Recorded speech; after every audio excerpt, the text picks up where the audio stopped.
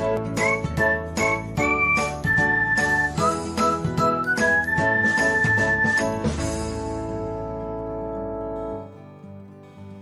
everyone, welcome back to another episode of Technologyglance. In this video, I'm going to guide you through how you can view the third-party services on Threads. So let's get started. Watch till the end and don't forget to subscribe to Technologyglance by hitting the subscribe button and press the bell icon so that you'll never miss another update. Without further ado, let's get started.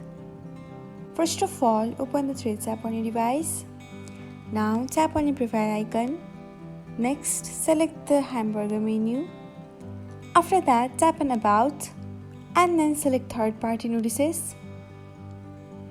And that's it. This is where you can find all the notices related to the third party. Thanks for watching. If you found this guide helpful, we will love it if you hit the thumbs up button below. We upload great new tech tutorials like this one every day. So, don't forget to subscribe to our channel and hit the bell icon to get an update as soon as we post a video.